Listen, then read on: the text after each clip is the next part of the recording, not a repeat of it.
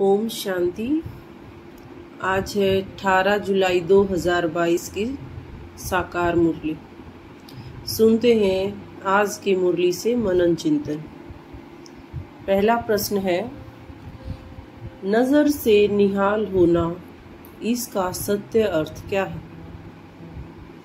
जो बाप की नजर के सामने आते हैं वे ही निहाल होते हैं, अर्थात जो बाप के श्रीमत पर चलते हैं वे ही 21 जन्म स्वर्ग का वर्षा पाते हैं। हम अभी अपने पारलौकिक परम पिता परमात्मा की नजर के सामने बैठे। बाप की नजर में बच्चे व बच्चों की नजर में बाप है। बाबा सम्मुख बैठाकर सारे ज्ञान का सार किन दो शब्दों में सुनाते। बाबा बच्चों के सम्मुख बैठ निरंतर एक ही बात कहते हैं, मुझे निरंतर याद करो तो तुम स्वर्ग के मालिक बन जाएंगे, अर्थात मन मना भव मध्या जीवा भव। सेकंड में नजर से निहाल कर मुक्ति और जीवन मुक्ति दे देते।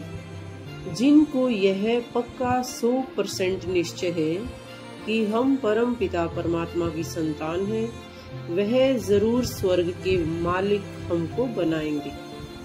मुक्ति अर्थात अभी संगम युग में कर्म बंधन से मुक्त जीवन व सतयुग में जीवन मुक्त अवस्था का ज्ञान सिर्फ परमात्मा ही आकर हमको समझा सकते।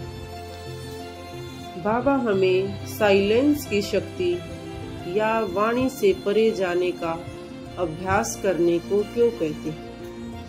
बाबा ने हमारा अनादि स्वरूप अशरीरी बताया। मूल वतन में अशरीरी होने के कारण आवाज नहीं होता है, अर्थात हम सब आत्माएं बिंदु रूप में साइलेंस में स्थित रहती, इसीलिए उनको निर्वाण धाम कहा जाता है। अब तुम बच्चों को यहाँ साइलेंस सिखाई जाती। बाबा कहते हैं, तुम अपने स्वधर्म में टिको, घर को याद करो। थोड़ी सी भी आवाज से परे जाने का अभ्यास करना, यह एम ऑब्जेक्ट बुद्धि में क्लियर है कि हमको मुक्ति धाम जाना। पहले आत्माएं सभी साइलेंस में जाती हैं, फिर हर एक को अपना अपना पार्ट बजाने के लिए आना होता है। वर्तमान समय को बाबा ने संगम युग क्यों कहा है? बाप समझाते हैं, मैं ही संगम पर आकर दैवी राज्य स्थापन करता हूँ। सूर्यवंशी व चंद्रवंशी घराना अभी ही स्थापन होता है, जो फिर नई दुनिया अमरलोक में आकर अपना राज्य भाग्य करते हैं। इनको ही संगम युग कहा जाता है। दूसरा कोई संगम पर परमात्मा नहीं आते। यह सिर्फ तुम बच्चों के सिवाय और किसी को पता नहीं पड़ता है। कल्प कल्प यह पार्ट एक्यूरेट ऐसे ही चलता है। अब फिर संगम युग पर इनका फाउंडेशन लग रहा है। और कोई भी क्रिएटर नहीं है, न ही कोई ऊपर दुनिया है, न ही कोई नीचे है। आकाश पाताल ये सब भक्ति मार्ग के गपोड़े। परम पिता परमात्मा के नाम पर शिवलिंग क्यों बनाए जाते? परम पिता परमात्मा तो स्टार है, परंतु न जानने के कारण बड़ा लिंग बना देते, क्योंकि बिंदी की पूजा कैसे करे? रुद्र पूजा भी होती है। रुद्र शिव को बड़ा बनाते हैं और सालिग्राम छोटे छोटे बनाते हैं। तो बड़ा शिवलिंग अर्थात परमात्मा शिव व सालिग्राम अर्थात हम सब तपस्वी आत्माएं। मास्टर सर्वशक्तिमान की यथार्थ परिभाषा आज के वरदान में बाबा ने क्या बताई है? जो बच्चे सर्व शक्तियों से सदा संपन्न हैं, वही मास्टर सर्वशक्तिमान है। कोई भी शक्ति अगर समय पर काम नहीं आती तो उसे मास्टर सर्वशक्तिमान नहीं कह सकते। एक भी शक्ति कम होगी तो समय पर धोखा दे देगी, फेल हो जाएंगे। एक भी शक्ति की कमी बहुत हर्जा देगी व फेल कर देगी। सभी शक्तियां समय पर काम आए तब कहेंगे मास्टर सर्वशक्तिमान। परमात्मा का नाम शिव ही क्यों रखा गया?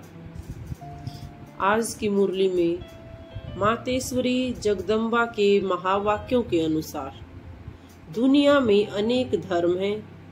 वह सभी धर्मों ने परमात्मा को अलग अलग नाम दिए, जैसे अल्लाह, खुदा, शिव, गॉड आदि। वास्तव में परमात्मा का नाम शिव है। वो ज्योति स्वरूप है। उनकी यादगार प्रतिमा शिवलिंग के रूप में पूजी जाती है, क्योंकि परमात्मा अवतरण भारत में ही हुआ, तो जरूर इस देश वाला ही नाम रखा जाएगा। यह ही अविनाशी अखंड गाया जाता है, इसीलिए यहाँ खुद परमात्मा पधारे हैं। और भागवत में परमात्मा की महावाक्य है कि जब जब भारत पर अति धर्म ग्लानि होती है, तब ही मैं अधर्म का विनाश व सतधर्म की स्थापना करने के लिए आता हूँ। और यह सारा कार्य मैं एक बार के ही अवतरण में कर लेता हूँ। भारत खंड परमात्मा का जन्म स्थान भी है और देवताओं के राज्य का ही स्थान भी यही है।